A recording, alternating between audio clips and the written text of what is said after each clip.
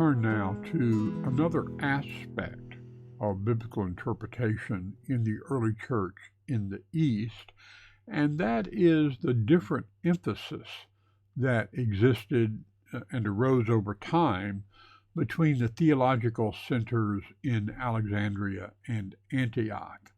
This is important as a background to some of the controversies that took place in centuries that followed, because the theological controversies of the 4th century were not entirely due to, but were influenced by differences in interpretive approach that existed between Antioch and Alexandria. If you're not familiar with them, the cities of Antioch up near Turkey in Syria or Alexandria in Egypt had become, as in the early centuries, the two main centers for Christian learning and theology in the eastern part of the Roman Empire. It has been traditionally said that in Alexandria, scholarship tended to favor the allegorical approach to interpretation, whereas in Antioch, the tendency was to favor a literal approach to interpretation. Now, there is some truth to that, of course, but it's a little bit of an oversimplification, because Alexandria did not deny literal interpretation, nor did Antioch deny allegory. It's simply that they used them in a different way and with a different emphasis. So both Alexandria and Antioch recognized the existence of both literal historical interpretation and allegorical or spiritual interpretation and different levels of meaning that might come from the text. The difference between them is not that one did one thing and the other did the other exclusively. Rather, the difference between them was a matter of how they understood the relationship between the literal historical meaning of the text and its spiritual, allegorical, theological meaning. Now, this difference in understanding of the relationship and how these two elements of the text and its interpretation fit together is often recognized today to have its roots in a distinction that comes from classical rhetoric. In classical rhetoric, that is, rhetoric being the rules that govern how texts, in this case, are interpreted and how meaning is communicated. Within classical rhetoric, one of the distinctions that's sometimes made is the distinction between what is called ta methodikon, it's a Greek phrase, and on the other hand, ta historikon. So let's take a quick look at these two as background for understanding what happens between Alexandria and Antioch. Ta methodikon is those aspects of interpretation that deal with the practical problems of how text should be read. And so dealing with the text as a text, one must come to grips with textual questions. What's the appropriate reading? The language that's used and how it works. What's the vocabulary, the words, the etymology, grammar, syntax? What figures of speech are employed, whether those are idiomatic or rhetorical. Are they employing metaphor or other figures of speech? And that would include, is the author intending to signal an allegorical interpretation? So all of those kind of practical issues that are focused on the reading of the text fall under the broad heading of ta methodikon. This stands in contrast to another aspect of how one reads text. This is referred to as ta historikon. Ta historikon deals with deriving meaning from the text by seeing how what it says fits into the broader range of human knowledge and experience. So it explains the text in light of everything else that is known, and doesn't focus simply on the grammar and the syntax and the words of the text. In other words, ta historicon tends to distinguish between the content of the text, the meaning of the text in that sense, which is sometimes described as dianoia, or the mind of the text, and distinguishes that from the form in which that meaning is communicated, the gramma, or the matter, the letters, if you will, of the text. So distinguishing between form and content is key to understanding how rhetoric approach these texts. And in the case of ta historicon, the emphasis is primarily on the content rather than on the form, whereas in ta methodicon, the emphasis is primarily on the form of the text. So ta historicon, if one takes this approach as the starting point, would lead the interpreter to focus on finding the deeper meaning that's being communicated through the text, the deeper meaning sometimes referred to by the Greek word hypnoia. The hypnoia, or the hidden meaning in the text, is being communicated through the gramma, the words of the text. We have previously seen how this approach led Origen to be primarily concerned with the content of the text, the dianoia, rather than being satisfied by simply focusing on the words of the text, the gramma of the text. So this difference in focus led to conflicting emphases between Antioch and Alexandria. In Antioch, the emphasis was primarily on the rhetorical approach. That is to say, they focused the interpretation of the text primarily on the historical and literary context of the text. And so they emphasized the text itself and what it said, and the historia, the way that the text fits into its historical and literary context.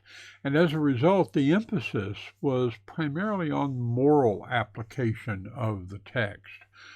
Theological insight was found there, but it was primarily connected to what the text itself actually said. So in Antioch, there was less of an emphasis on allegory. They employed allegory, to be sure, but they employed it less often than it was employed in Alexandria. So they placed a greater emphasis on the historical or literal meaning of the text. And we find this in Antiochian teachers like Lucian or Theodore of Mopsuestia, Theodoret, John Chrysostom, and others like that. By contrast, in Alexandria, the emphasis was primarily on what we might think of as a more theological or philosophically oriented approach that emphasized theoria, the getting at the dianoia, the mind, the content of the text. And so the emphasis was on seeking the hidden or higher meaning of the text, the hypnoia. And one did that by reflecting contemplatively on the text using allegorical interpretation. So in terms of emphasis, the Antiochians emphasized that where theoria was appropriate, it was dependent upon historia. In other words, the getting at the meaning of the text depends upon the words of the text itself, the grammar, the syntax, and the historical literary context of the text. Whereas for Alexandria, the tendency was simply to focus on the hypnoia, the hidden or higher meaning of the text, in such a way that theoria was separate from historia. That is to say, the words, the grammar, the syntax, Uh, those were all fine and good and worthy, but they did not by themselves get you to the correct theological insight from the text.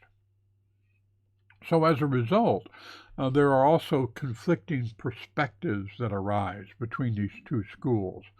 So, for example, in Antioch, there was a very great concern about the tendency to allegorize the creation account and make it part of some larger spiritual struggle between matter and spirit.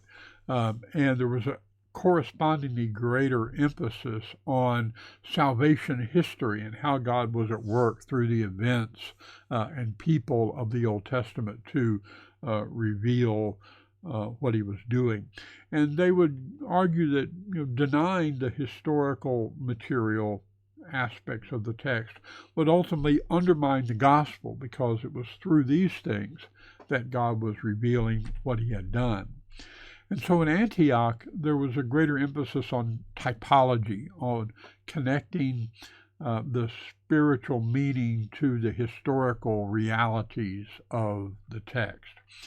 Now, this led to some problems in Antiochian interpretation, where it became necessary for the church to make theological distinctions that were not so directly connected to any one text. And so sometimes those who came from Antioch and were taught in that school had difficulty with about how to articulate the relationship between the members of the Trinity, because there was no text that really talked about that in specific terms. Likewise, how do you communicate the two natures in Christ, or even understand them, when there's no specific text that deals with that? It also, interestingly, led Antiochian scholars to reject much of what many people regarded as appropriate messianic prophecy, because they focused on the historical and the literary context of the prophecies, not so much on the theological aspects of their fulfillment. And so they tended to emphasize how the prophet was speaking to his own day rather than what might be revealed of the time to come through their words. By contrast, Alexandria tended to downplay the importance of the historia, the historical literary interpretation of the text, in favor of the spiritual theoria, the spiritual meaning of the text. So again, they didn't deny that there was a historical, literal aspect to the meaning of the text. It's just that for them, that historical, literal aspect was the starting point that should lead to something greater. And so the real meaning of the text, the dianoia, was hidden. It was hyponoia. It was higher, hidden meaning that had to be revealed to the interpreter through reflection upon the text and focusing on the spiritual reality rather than just focusing on the words themselves. So Alexandrian philosophers tended to be pretty orthodox. They didn't have trouble articulating the theology of the church, but what they had trouble doing was connecting that theology to the text itself. So they tended to remain orthodox as long as the teaching of the church provided the controls that guided their allegorization. That is to say, orthodox teaching guided their interpretation of the text. And so as a result, their interpretation of the text tended to be orthodox. However, it did tend to have a tendency in the direction of Docetism and Gnosticism, of the revelation of hidden secret knowledge that couldn't be kind of revealed on the basis of the text itself. And that led to the Alexandrian teachers sometimes being unable to articulate why something was right. They had the substance right, but they couldn't demonstrate why it had to be believed. It simply had to be accepted because it was what the church taught. And so these differences between Alexandria and Antioch fed into some of the controversies that developed in the church in the 4th century and later. They have their roots in how the Bible is read and interpreted, but they also then went on to affect many issues in the life of the early church in the East in the first few centuries of the Christian era.